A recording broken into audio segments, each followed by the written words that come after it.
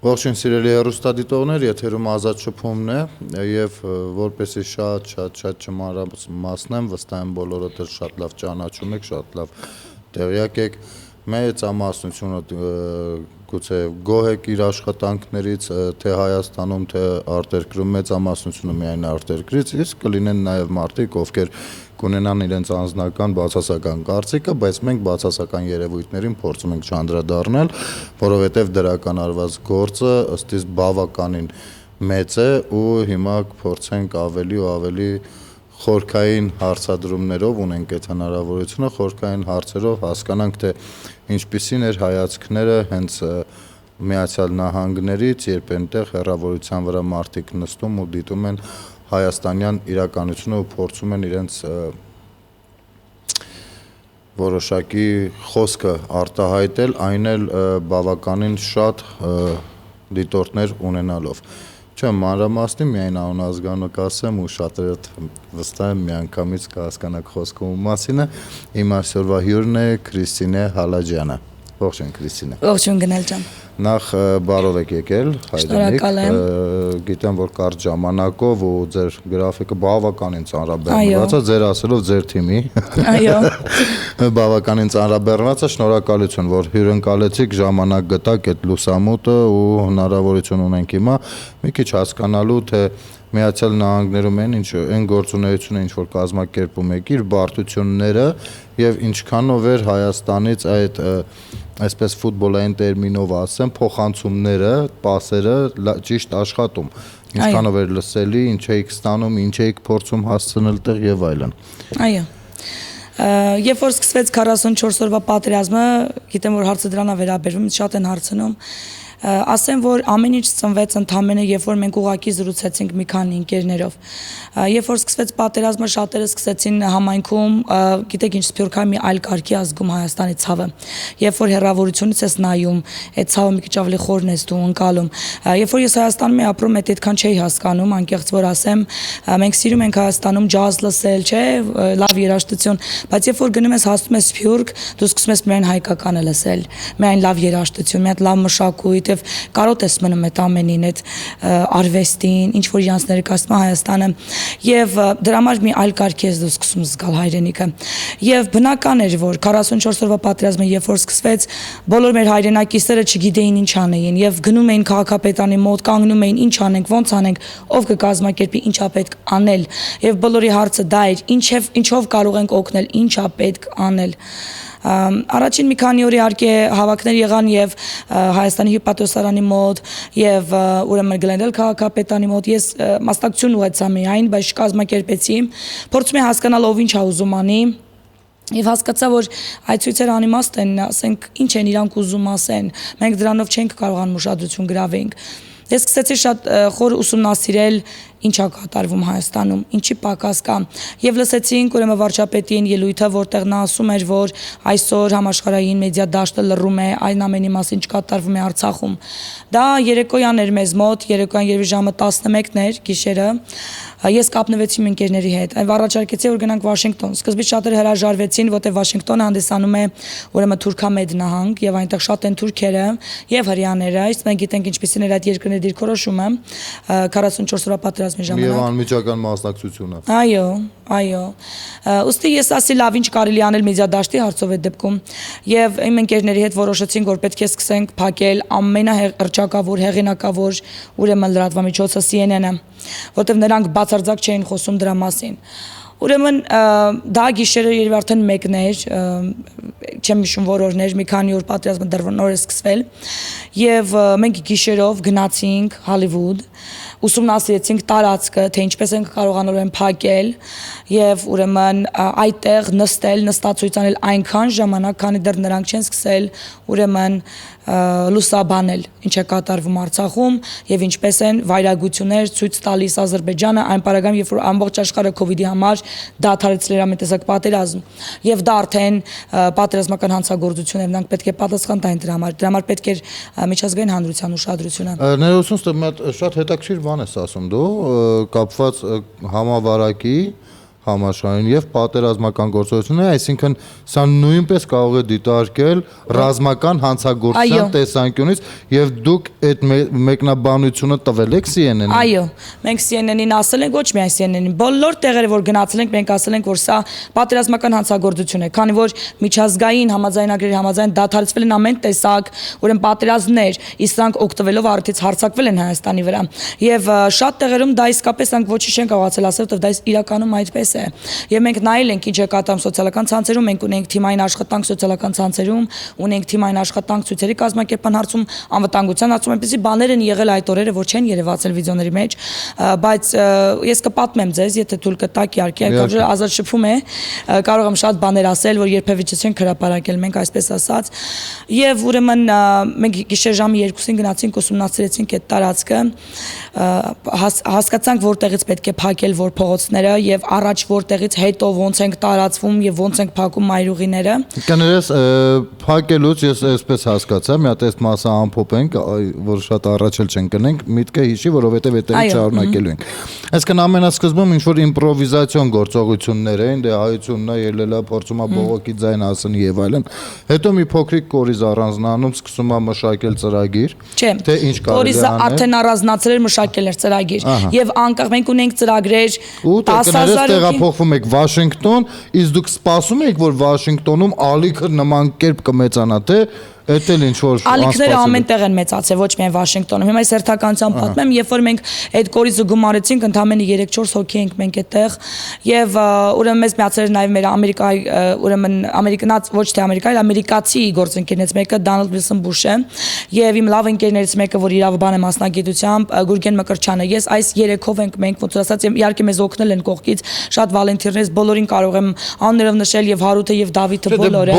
Բոլոր ներկաների առաջ կարելի է խոնարհվել ու շնորհակալություն հայտնել իրենց արած աշխատանքի համար, բայց ընդհանուր առմամբ ով չգիտի, որ միշտ այսպես է։ Լինում են կազմակերպողներ, լինում են կազմակերպվողներ, լինում են որոշակի ֆունկցիոնալ, ոչ մեկի արած աշխատանքը մյուսից ավել կամ պակաս չկարողացի, բայց եթե հանկարծ տեղերով փոխվեն, կարող է չստացվի։ Ամեն մեկ ունի իր ջիղը, բայց իր ներկայությամբ նույնպես ոնց որ հեղափոխությունը, բոլորի ներկայությունը պարտադիր այլապես չէր տեղի ունենում։ Առանց մասնակիցների։ Որպեսզի մարդիկ այսպես չեն, ասում են, դե մենք սաղս էլ դուրս էինք եկել, ինչի՞ է մենակ, չէ, այդպես է, կազմակերպող եթե չլիներ, ու կազմակերպվողներ էլ չլինեն, ալիքը չէր սկսվի տարածվել։ Այսինքն բոլորին հավասարաչափ է։ Չէ,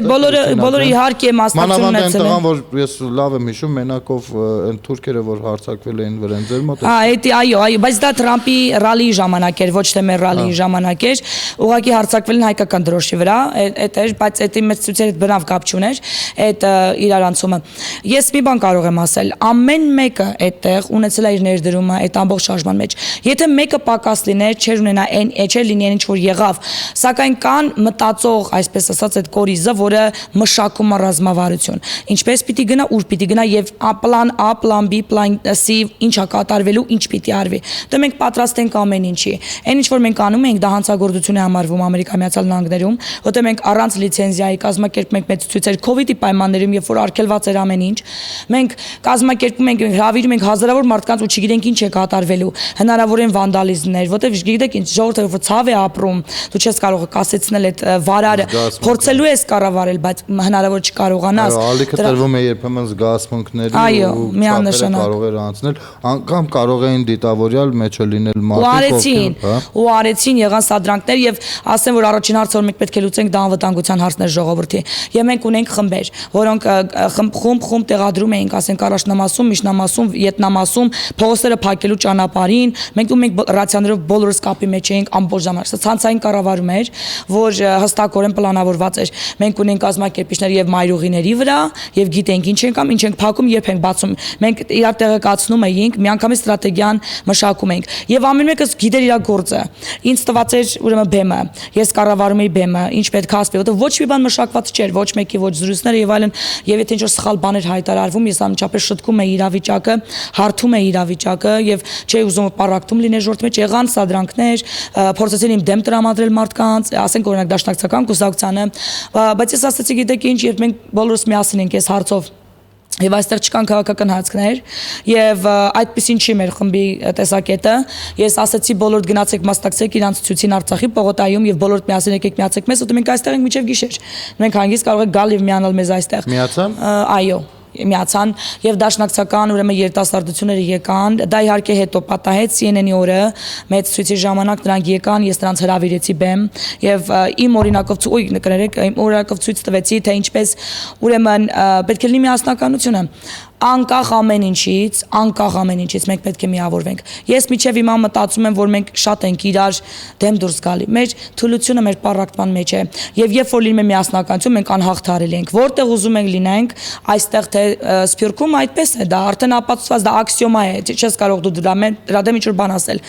եւ ես ամեն գնով ես բեմից մնացածը ուրիշ գործողությունների մեջ փորձել ենք պահել այդ միասնականությունը եւ բոլորին զանգել ենք առանձնապես հրավիրել ենք բոլորին կանչել ենք եւ միասնակացան այդ հարթակը ստեղծել ենք պատերազմի այդ օրերին ուրեմն CNN-ի օրը շատ հետաքրքիր օրեր մենք առաջին օր արեցինք այնտեղ կային հազարավոր հայեր բայց 70,000 չէին երևի մի 20,000 հայով մենք ցույց արեցինք ինձ ասում են CNN-ում մարդ չկա չէ որ COVID է բոլոր տներից են աշխատում ինչ իմաստ ունի ես ասի կարևորը շենքն է եւ կարևորը այդ աղմուկն է որ բարձրանում է CNN-ի շուրջ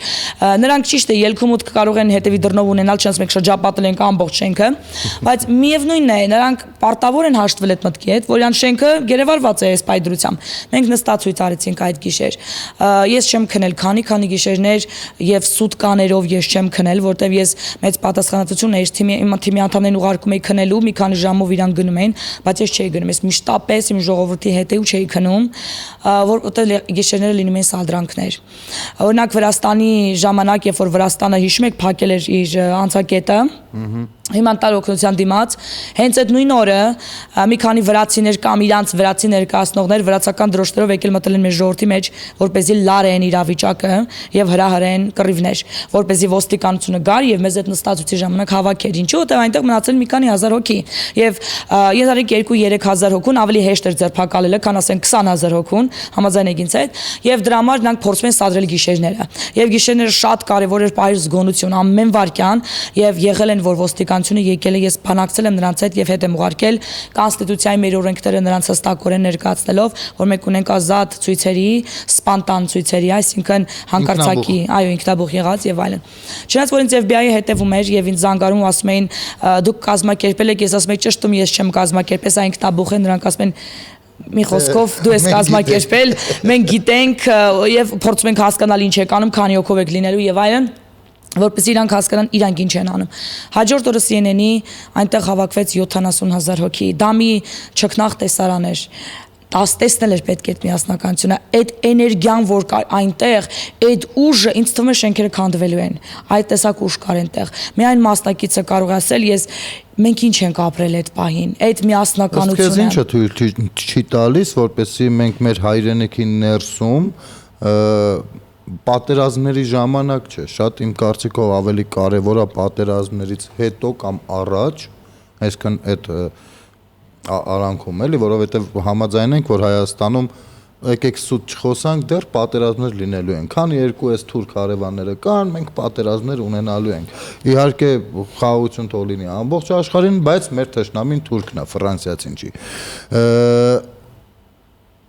իսկ մինչև մյուս պատերազմ դա կարող է լինել վաղը աստված չանի մի տարուց կամ 50 տարուց կամ երկու դա ասած մենք այնքան միասնական կարողանանք լինել որ վախենան մոտիկ գալ մեզ այ հենց այդ խաղաղ ժամանակ մեր միասնականությանը ի՞նչն է խանգարում Մեր երևի թե փառասիրությունն ու մեծամտությունը ամբիցիաները Այո որտեղ մենք կարծում ենք որ մենք բոլորս գեներալ ենք մենք չենք սիրում կազմակերպել գիտեք ցանկացած կառույց չի կարող միայն ղեկավար տնօրեն ունենալ նա պետք է ունենա քարտուղարուհի նա պետք է ունենա դռնապան նա պետք է ունենա օրինակ ձեր բիզնես այո լավ մենեջերներ պետք է ունենա ֆինանսական դիրեկտորներ չէ պետք է ունենան կազմակերպիչներ հսկիչներ վերջիվերջո ամեն մի գործ իր պատիվը եւ հարգանքը ունի ցանկացած կառույցի մեջ ոչ մեկ չի կարող լավ տնօրեն լինել եթե չունի լավ թիմ ամեն մեկով ղեկավարում է պետք է ունենա լավ թիմ եւ թիմը շատ կարեւոր է ասեմ ես մի քանի տարի առաջ պատահաբար մի հոդված կարդացի եթե չեմ սխալվում հունգարացի էր որտեղ որ Չէ, կներեք, Ամերիկայի դեսպանատան Օսմանյան կայսրությունում Ամերիկայի դեսպանատան զեկույցն էր կառավարությանը ու ինչի հետ էր կապված, գիտեք ամենահետաքրքիրը դեռ 120 տարի առաջ, 100 տարի առաջ, 110 ուրեմն զեկույցի մեջ նշված էր քանի ազգեր են ապրում Օսմանյան կայսրությունում մեծամասնությունները ու նրանց ազգային բնավորությունը գծերը սկսած ինտելեկտի մակարդակից ես կարող եմ անգամ մանրամասնել թե ինչ տեսակ այսինքն քանի քուրդը իր ինտելեկտով քանի թուրք է քանի թուրքը քանի հայ է մի խոսքով քանի հրեահույն այսպես շատ մանրամասն մի աշխատություն էր ցավոք սրտի ես փնտրում եմ չի պահպանվել ինչ որ բայց ես գցել էի ժողովրդության մեջ իմ էջի ուրեմն ես հիմա հենց հիմա հիշում եմ այդ զեկույցը, այսինքն հնարավոր է, որ մեր թշնամին աշխատում է մեր դեմ, հենց շատ լավ իմանալով մեր ազգային բնավորության գծերը։ Միանշանակ։ Ու հենց այդ ժամանակները, խաղաղ ժամանակները, երբ որ ավելորդ պառակտումներ են մտնում, մեկ էլ նայում ես ինչ որ օդից ինչ որ խնդիր է հայտնվում։ Ինքը օրակարգային խնդիր չի, կենցաղային, ինչ որ օդից եկած մի հատ խնդիր է ինքը, որ ընկնես այդ լուսման ճանապարհով գնալու ես հանդիպելու ես օդին։ Այո։ Ու այդ խնդիրը կարողանում են օգտագործել, որպեսզի մենք իրար միս ուտենք։ Այո։ Ուղղակի իրենց մոտ առայժմ չի հաջողվում Սփյուռքում դա անել, չնայած ցավոք սրտի որոշ շրանքներ մենք նկատում ենք, այսպես թե այնպես, բայց տենց հիմնովին առայժմ չի ստացվում։ Մենք կարող ենք այս ամեն ինչին ի վերջո մենք ինքներս նույնպես ունենալ գործակալական ցանցեր, որոնք որ կարողանան կանխել, էլի, բայց իմ կարծիքով դա ավելի հեշտ կլինի անել դրսից, որովհետև մենք գիտենք մեր ներսում մեր անվտանգության աշխատակիցները կամ չգիտեմ հետախուզությունը եւ այլն այնտեղ գաղափարների պատճառով անգամ երբեմն մոռանում են որ հայրենիքին պիտի ծառայեն ավելի շատ ծառայում են իրենց անձնական գաղափարներին քան այո ասեմ որ ինչ որ դու նկարագրում ես հիմա դա կոչվում է կիբերային պատերազմ երբ որ ունեն հատուկ ուրեմն այսպես ասած գործակալություններ որոնք ուսումնասիրում են թշնամի ազգի հատկությունները որպեսզի կարողանան պետք նեղած ժամանակ խաղալ այդ հատկությունները։ Ցավոք Հայաստանը չունի այդպիսի կազմակերպություն։ Արծրունը Հովհաննիսյան առաջարկությամբ հանդես եկել է։ Այո, դա շատ լավ քայլ կլինի, միանշանակ անհրաժեշտ եւ այո, մեր թշնամիները մեզ ավելի լավ են ճանաչում, քան մենք։ Գիտեք ինչն է ցավալի, որ մենք որպես պետություն երբեք չենք ուսումնասիրում մեզ։ Մենք հետաքրքիր չենք մեզ։ Մենք ինչ ենք ուզում վերջի վերջո։ Ինչ տարբերություն կա հայաստանցու, մտածելակերպի, արցախցու, ջավախցու, ամերիկահայի, ֆրանսիացու, չգիտեմ, Ռուսաստանի բնակի, ուրեմն ռուսաստանցի հայի մտածելակերպի տարբերությունները եւ նմանությունները։ Ինչ բնավորությունների հիմքերի վրա կարող ենք մենք միանգամից միասնական լինենք, քանի որ բոլորս այդպես ենք մտածում եւ որտեղ է մեր տարաձայնությունները, որպեսզի կարողանանք բալանս գտնենք կառավարելու այդ ամենը։ Հասկանում եք, մենք չունենք, մենք չենք ուզում ինքներս մեզ ճանաչել։ Դա գալիս է նորից մեր մեծամտությունից, որ մենք խաղ չկա մեր դեմ, մենք գիտենք մենք ով ենք, մենք իսկապես չգիտենք մենք ով ենք, որպես ազգ չի կատարվում հոգեբանական շատ բարձր եւ խոր մակարդակի անալիզ, վերլուծություն։ Մենք ինքներս չգիտենք ինչ ենք ուզում։ Իսկ մեր թշնամիները գիտեն։ Մեր թշնամիները մեզ շատ լավ են ուսումնասիրել ու այս հաղթանակները կողմից կոտրելու վրա։ Այո, եւ դա կոչվում է կիբերային հանցագործություն է, կիբերային պատերազմ։ Եվ այս կիբերային զենքերը, պատերազմի զենքերը օգտագործում են հստակ, ես տեսնում եմ դա, ես որպես հոգեբան տեսնում եմ դա։ Իրանք պրոֆրեյմ են անում, մի հատ པարզ օրինակ բերեմ, հա, պրոֆրեյմ են անում մի բան։ Հետո մենք սկսում ենք էդի պանիկա տարածել, հետո իրանք վերստում են այդ լրատվությունը ու դա ներկայացնում են որպես գիտեք ինչ, արդեն կատարված փաստ։ Հասկանում եք ինչա կատարվում։ Եթե անգամ հերքվի էլ, միևնույնն է, ասենց ինչ որ մի բան մնում է, նստված կմնում է, հաջորդը, երկրորդը, հինգերորդը, 10-րդը ու եւ դա բերում է հիասթափության։ Ժողովրդին պարակտելու համար անհրաժեշտ է նրան հիասթափեցնել։ Անհրաժեշտ է նրան անդադ լարված վիճակի մեջ, բայլ ներվային վիճակի մեջ, բայլ խաղալ նրա հոգեկան եւ մտածելակերպի հետ, որպեսզի հասնել հաջողության։ Եվ դա հստակորեն մեր վրա անում են ոչ միայն արտաքին ուժերի, այսպես ասած, այդ հանցագործության այդ խմբերը, որոնք մեզ լավ անալիզ են արել, ադրբեջանական, թուրքական, չգիտեմ, հրեական, ռուսական, դառնում են նաև ներքին մեր թշնամիները։ Իրանք շատ լավ, այո, իրանք վերցնում են այդ տեղեկությունը, չգիտեմ որտեղից, բայց պետական մակարդակով դա չունենք։ Եվ ես ասել եմ, դա բաց թողում է, որ այսօր մենք չենք ճանաչում մեր սփյուռքին։ Մենք ամբողջ պատերազմի ընթացքում այդ հատվածը թողել ենք կամավորների վրա։ Ամենանշանակ։ Իդեպ ասեմ, որ դուք ասում եք չի հաջողվում, ասենք սփյուռքին պարակտել, սփյուռքին կազմակերպելը դա չի հաջողվում ոչ մեկի։ Այն ինչ որ կատարվեց 44 օրվա պատերազմի ընթացքում կամ ինչ որ կատարվեց հեղափոխության օրերին, սա բացառիկ երևույթներ են եւ երկուսի մեջ ես անմիջական մասնակցություն եմ ունեցել եւ կազմակերպիչներից եմ եղել։ Եվ ասեմ ավելին, որ դրա համար ինձ ասում են քեզ հաջողում ամեն մի բան, որ 130 տարվա կուսակցությունը չի հաջողվել անել ոչ մի ժամանակ։ Եվ գիտեք դա ինչից է գալիս, որովհետեւ ես ապրելով Հայաստանում հասկանում եմ հայաստանցու հոգեբանությունը, ես ապրում եմ Սփյուռքում, ես հասկանում եմ բերութահայի հոգեբանությունը, իրանահայի հոգեբանությունը, ես հասկանում եմ այնտեղ ծնված երիտասարդի մեծացած երկրորդ սերունդ ամերիկահայի հոգեբանությունը, եւ երբ որ քան որ հոգեբան եմ մասնագիտությամբ, ես կարողանում եմ ճիշտ խոսել նրանց հետ, որպեսզի իսկապես նրանք զգան ինչի համար է դա անհրաժեշտ։ Եվ եթե դու արհամարում ես քո հայրենակցի տարբերությունը, մտածելակերպի, արժեհամակարգի տարբերությունը եւ փորձում ես նրանց նմանեցնել քեզ, դա քեզ չի հաջողվելու եւ չես կարողանում միավորել։ Բանակից ծառայության տարիներից օրինակ բերել։ Ուրեմն առաջին օրերը դες Արցախում եմ ծառայել 97 թվականին դեռ, բայց քանի որ մասնագիտությամբ դերասան եմ, մենք բեմական խոսք ենք անցնում, այսինքն մեր բարբառները նույնպես մենք անցնում ենք, պարապում ենք, սովորում ենք, ինձ համար նորմալ էր լսել ամեն բարբառներով խոսակցությունները բանակում, բայց բոլորը չէին որ պատրաստ էին դրան ու շատ ժամանակ մեկը մյուսին չէր, ասենք մարտունեցին չէր հասկանում Ղարաբաղցին ինչ է ասում, այնի չէր հասկանում գյումրեցին ինչ է ասում, մի խոսքով ես ու մեկը մյուսի վրա հումորներ էին անում, ես էլ նստած դնայում զմայլվում էի տեսարում, բայց ասում էի չի կար, այդ բարբառները հենց մեր հարստությունն են ու այս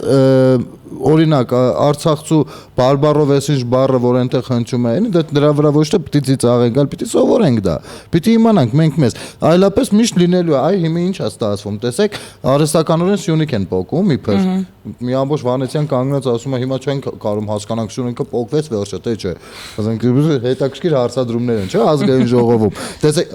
ռազմավարական ծրագիր է մշակվում, բայց ինչ հարցը հանկարծ բխում երբեմնի գեներալից էլի։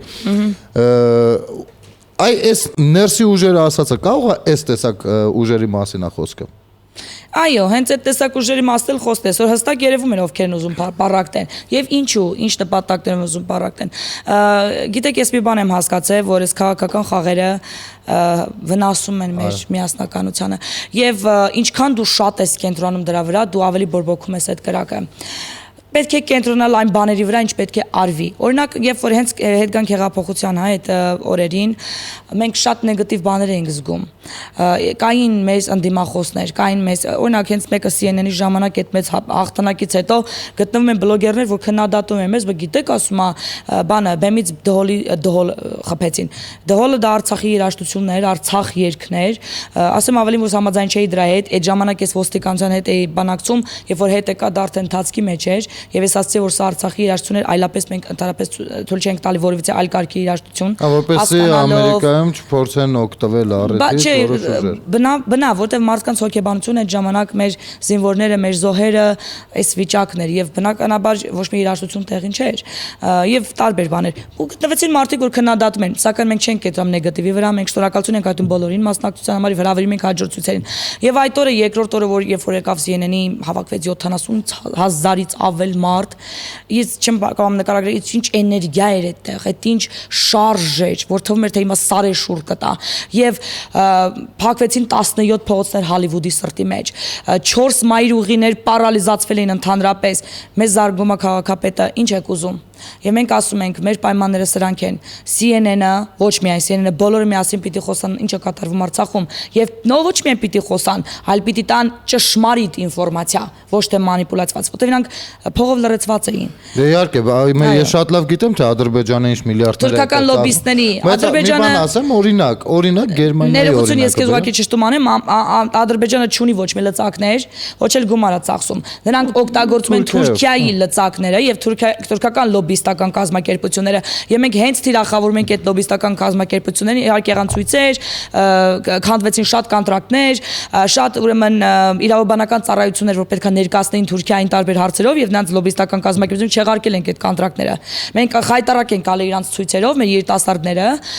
երիտասարդությունը գրասենյակները չեղյալ են հայտարարել, գումարները հետ են տվել, միլիոնավոր դոլարներ են վերցրել այդ դատերը տանելու համար, հրաժարվել են կոնտրակտներից։ Այդ չեք պատկերացնում ինչքան կոնտրակտներ են չեղարկվել։ Դա նշանակում է ամերիկացուն, այդ բան դուք ասել եք նրան, որ ամերիկացու ուղեղը մտել է, որ այստեղ ինչ որ մի բան մաքուր չի, ես գործ չունեմ սրա։ Ինքը գիտի ինչ որ մի բան մաքուր չի։ Ուղղակի իրանք հասկացան, որ եթե իրանք դա անեն, դա կլինի իրանք կարիերայի վերջը։ Եվ իրանք շատ ահավոր ձևի կխայտարակվեն, որտեղ իրանք այդ բարագամին չեն հանդիսանում մարդասպաններ եւ տերորիստների իրավունքները պաշտպանող գրասենյակներ։ Եվ դա պատիվ չի բերում ոչ մի ամերիկյան կազմակերպության։ Եվ մենք այդ դրա վրա էլ թիրախավորում ենք եւ հասել ենք շատ կոնտրակտների չեղարկման, հենց լոբիստների գործունեությունն ենք մենք խաթարել մի այլ կարգի այդ օրերի ընթացքում։ Էլ չեմ ասում Վայասատի կոնտրակտը, ռազմական մի քանի միլիարդ դոլարանոց կոնտրակտը, որն է ռազմական ձեռնարկությունը։ Կանադայի հետ, չէ՞։ Այո, ամերիկյան պաշտպանության նախարարության կողմից հովանավորված, հասկանում եք, դա ուղղական կամպանիա չէր, դա ֆեդերալ, այսինքն կառավարական ծրագիր էր, որ մենք չեղարկել ենք։ Դա չլսված բան է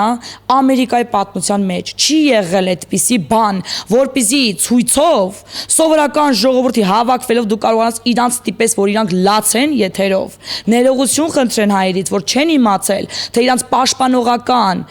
ուրեմն ծրագրի շրջանակներում տված այդ չիպերը, որը ուղեղներ են հանդիսանում են բայրակթարների, ուրեմն թռչող սարքերի ուղեղների, չեղարկել են դա, հետ են կանչել պարտիան, որ արդեն պիտի առապորտից թռներ եւ հանգանակություն են կատարել ուրեմն համահայկական հիմնադրամ իրենց կողմից որպես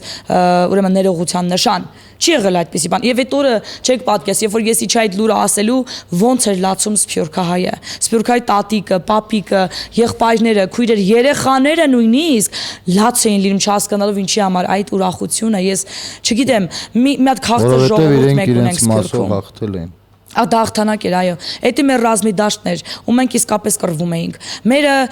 պատրոնով կռիվ չէր, մերը ռազմական տեխնիկա չեղարկելու կռիվ էր։ Մեդիա դաշտը Քրիստին ջան, ես միշտ մեր եթերով ասում եմ, որ պատերազմը չի լինում միայն զենքով։ Այո։ Ավելի լուրջ պատերազմներ կան աշխարհում։ Քաղաքական հարձակում, այո։ Զուգահեռ լինում է նաև զենքով, բայց մինչև զենքի պատերազմը հազար տեսակ պատերազմներ կան, որը որ միայն համակարգված հասարակություն ունենալով, ճիշտ հանրություն ունենալով, ինտելիգենտ հանրություն, հնարավորինս կրթված, դաստիարակված հանրություն ունենալով կարող ես հասնել որոշակի խնդիրների լուծման։ Այսինքն միշտ չի որ կարելի է թողնել միայն հա այս անգամ այս կառավարությունն է, վաղը այն կառավարությունը, մյուս օր այն ու նստենք միշտ պահանջենք, բա ինչի չի լավանում, փոխարենը լավ իմանալով, օրինակ, որ մեր հայաստանյան իրականության մեջ մոտ 30% երեխաների պատկերացնում եք զրկված է բառից բուն իմաստով տարական դպրոցական կրթություն ստանալու իրավունքից, կարելի է այսպես ասել։ Շրջում ես գյուղերով։ Այո։ Ես մի քանի տարիներ ես տարբեր ծրագրերով գալիս եմ Հայաստան, տարբեր ծրագրեր եմ իրականացնում, մենք մի տարի իրականացրեցինք սահմանամերձ գյուղերի երեխաների դպրոցական պարագաների ապահովումը, Տաուշի մարզում ենք եղել, Սյունիքի մարզում ենք եղել, Վայոց ձոր, մյուս տարի եկել խաղահարապարակներ եմ սարքել Տաուշի մարզում, ուրեմն Սարի գյուղ եւ Ոսկեպար գյուղերի համար եւ դրանից հետո էլ հիմա մենք ավելի շուտ կենտրոնացած ենք զինվորների եւ նրանց ընտանիքների վրա, քանի որ պետությունը արդեն տալիս է այս գումարները զոհված զինվորների եւ վիրավորների համար, մենք հիմա կենտրոնացել ենք անհետ կորածների ընտանիքներին ու ասեմ որ դա ընդհանրապես մի ուրիշ ոլորտ է, մի այլ կարգի հոգեբան ուժ է պահանջում։ Ես շատ լավ ուղղակի գիտեմ, մտնել այդ ընտանիքներ զգացել եմ այն էլ առաջին օրերին դե գնալով հիմա էլ ցավը խորանում է, իրանք ուզում են հասկանան ինչի ես գալիս դու իրանց տուն, մտնում ես ասում են երեխուցս լուր ունես, եթե չունես գնա, հասկանում ես իրանք եւ չեմ ասի չարացած են, իրանք ուղղակի խորապես խոցված են։ Իրենք ամեն ինչի իրավունք ունեն, այո, ես չէ, դա ճիշտ չի ասել, որ ամեն ինչի իրավունք ունեն։ Մնացածը իրեն խղճի գործ է։ Այո, ես մեկ ուղղակի պետք է ավելի հասկանալով մոտենանք, ավելի մարդկային ձևով մոտենանք եւ հոգեբանորեն եւ հոգեվոր առումով փոքրիկ խնդրան կարող եմ, քանի եթերում ենք։ Ուրեմն այո, զինվորներն են մեր երիտասարդներն են, մեր տղերքն են, ասենց ասեմ, Այս ֆոնին ինչքան էլ ամեն դեպքում նրանք ժամկետային ծառայողներ են եղել ու իսկապես ՊՆ-ի բանի տակ է, էլի շատ լիազորությունների տակ է։ Մենք վերջերս մի քիչ շատ ենք առանձնացնում կարծես թե ժամկետային զինծառայողներին եւ կամավորներին։ Մենք ունենք շատ կամավորներ, ովքեր որ ամեն ինչ թողել են, իրենց բալիկներին նույնպես թողել գնացել են, իրենց մեջ էլ կան վիրավորներ, ովքեր որ դե արդեն իրենք ավելի հասուն տղամարդ են, 19-20 տարեկան չեն, բայց ամեն դեպքում քանի որ տան հայրն են, կերակրող ձեռքն են ու երբեմն ուժները չի պատում, իրենք ընդհանրապես չեն սիրում որպես կանոն աղքատ հպարտ էս բառակապակցության մեջ են տեղավորվում, չեն սիրում իրենք ներկայանալ, բայց իմ կարծիքով մեր հանրությունը պիտի այստեղ զանազանություն չդնի ու հավասարաչափ միանշանակ մենք մեր ծրագրերի մեջ չենք դնում զանազանություն եթե իրանք մասնակից են եղել պատերազմին իրանք ուղղակի ներկայացնում են փաստաթղթերը եւ օրինակ մեր ուսումնական ծրագրի շուրջ երբ որ մենք վճարում ենք իրանք կրթության համար տեխնոլոգիաների ոլորտում այսինքն համակարգային ծրագրավորում եւ այլն մենք վճարում ենք իրանք ծրագրի համար եթե ուզում են շարունակեն մենք շարունակում ենք վճարել ու մենք երբեք խտրականություն չենք դրել ոչ կամավորներ ոչ եւ այլն ով դիմում է ձեր կազմակերպությունը մենք կազմակերպություն չենք իմս բարեգործական ընկերությունը կոչվում է Bold Armenian Women Association, որ թարգմանվում է համարձակ հայ կանանց կազմակերպություն, որտեվ մենք կանայք ենք, այսպես ասած, միավորված, բայց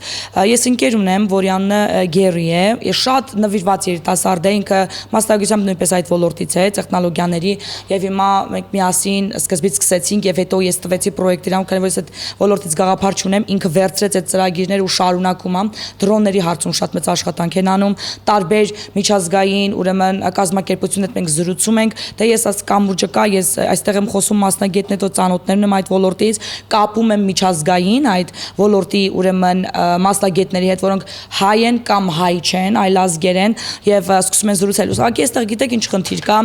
որ այդ մասնագետները, ովքեր մենք ունենք հզոր մասնագետներ Սփյուռքում, հենց դրոնների հարցում նրանք այնպիսի մասնագետներ են, ամերիկահայեր կան, այդպիսի ավստրիահայեր կան, այդպիսի եւ նաեւ Եվրոպայում, որոնք ուղղակի կարող են հեղափոխություն անել այդ ոլորտում ուղղակի մի տարվա երկու տարվա մեջ հարցը գիտեք այստեղ ինչն է որ այս մարդիկ հաշվառված են այդ պետությունների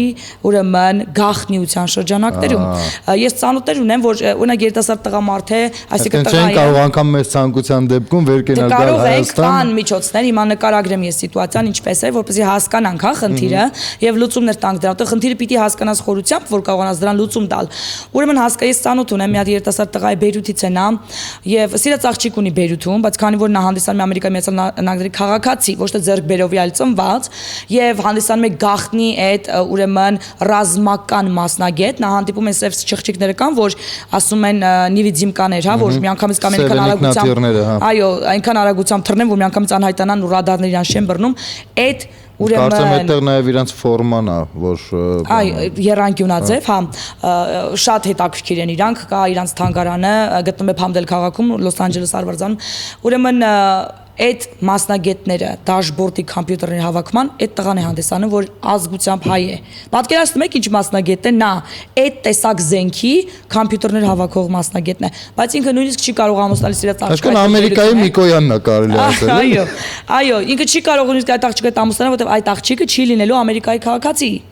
կան սահմանափակումներ, հասկանում եք, այդ մարդիկ հաշվառված են, ուրեմն գաղտնի ծառայությունների կողմից, նրանք սահմանափակված են իրենց գործողությունների մեջ։ Հիմա այդ մասնագետները, որտեղ եզակի մասնագետներ են, թեկուզ ազգությամբ հայ կամ այլ ազգի, որ ցանկանում են օգնել հայերին, չունեն ազատություն։ Ուրեմն ինչ այստեղ պետք անել։ Պետք է միջազգային կապեր ստեղծել այդ պետությունների հետ։ Պետությունը պիտի վստահի, որ եթե այդ մասնագետը գա այստեղ օգնի մեր առանց արդյունաբերությանը, դա կատարվել է երկու երկրների միջև կազմված պայմանագրերի շրջանակներում, ու իրանք տեղյակ են լինելու ինչ արվում եւ իրանց դեմ դա չի օգտագործվելու, հասկանում եք։ Այստեղ պետք է շատ հզոր միջազգային հարաբերությունների զարգացում այդ երկրների հետ, թե Ամերիկայի հետ, թե Եվրոպայի եւ թե Ավստրալիայի հետ։ Եվ քանի մենք գտնում ենք Ռուսաստանի հետ, որտեղ չկան նմանատիպ մասնագետներ, նույնիսկ ցանկություն չկա նմանատիպ մասնագետներ մեզ օգնել եւ ցանկություն չկա նույնիսկ իրանք առել են մեր ռազմավարական բոլոր օբյեկտները ու թողել են առանց Ինչի՞ վաստա խոսքա արտգործնախարարությունը առայժմ ամբողջովին անկախ չի գործում։ Այո Եվ իրանք առնելով մեր ռազմավարական օբյեկտները երբեք չեն աշխատացրել, չեն նորացրել, չեն զարգացրել, հենց դիտմամբ չի կարելի սպասել նրանց որևիցե օգնություն։ Այստեղ ուրեմն գալիս է միջազգային հարաբերությունների ուրեմն առաջնահերթության խնդիրը։ Եթե մենք ուզում ենք լուծել անվտանգության խնդիր, մենք պետք է լուծենք միջազգային հարաբերությունների խնդիրը։ Ըստ քեզ մեր Ամերիկայի Միացյալ Նահանգներում գտնվող դեսպանը որոշ քայլեր է տասնամյակների ընթացքում դեսպանները, չգիտեմ քանի դեսպան փոխված կլինեն, կարող էին այստեղ թեկուզ մասամբ որոշակիորեն աշխատանք արած լինեին կամ արել են թե ոչ։ Չեմ ուզում սևացնել ոչ մեկի աշխատանքը, բայց անկեղծ պիտի լինեմ, ոչ։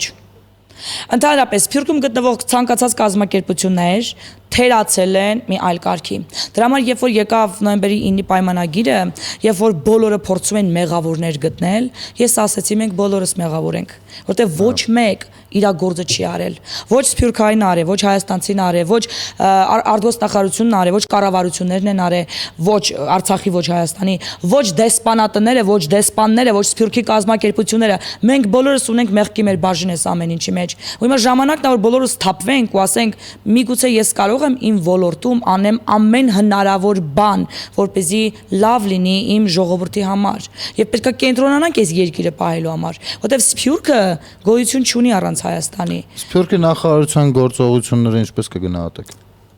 0 0-ից 10 համակարգով 0։ Մենք երևի աշխարհում են եզակի երկրներից ենք, որ ունենք Սփյուռքի նախարարություն։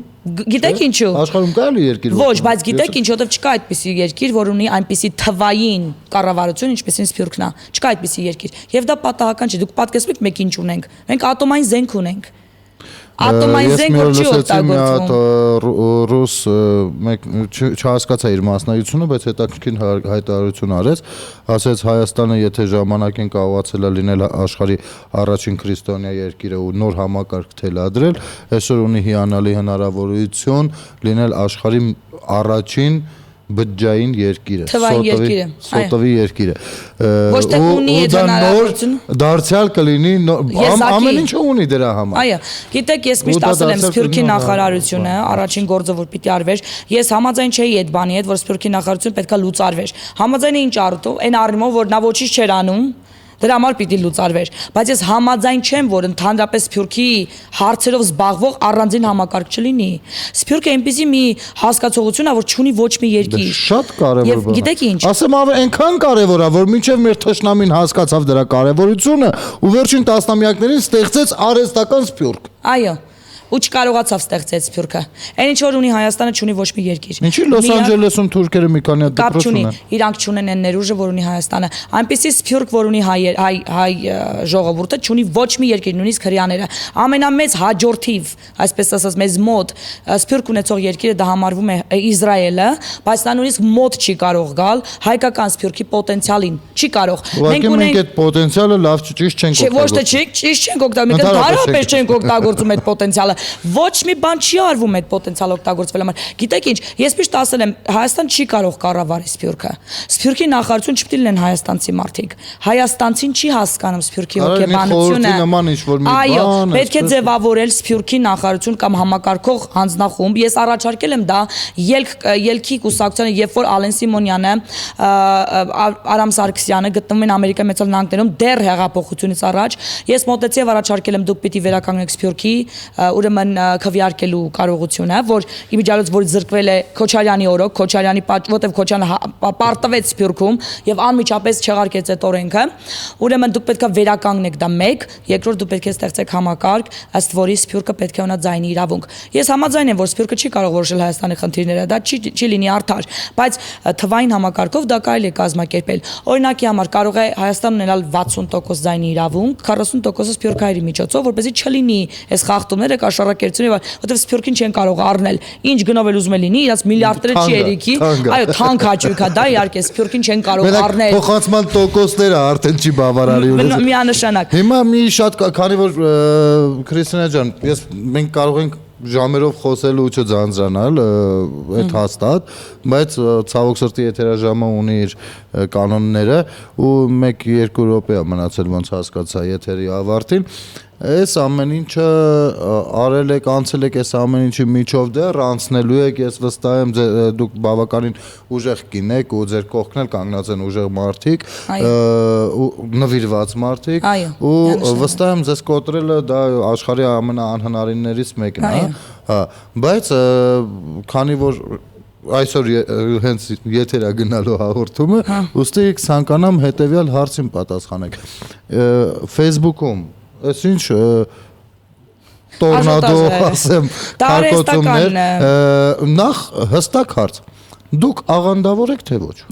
Այսինքն պետք է դուք Որովհետեւ շատերը ասում են աղանդավոր։ Ներողություն, ես այդ հարցնողն հարցեմ, բայց որ է աղանդը։ Միգուցե եթե իրանք կարողանան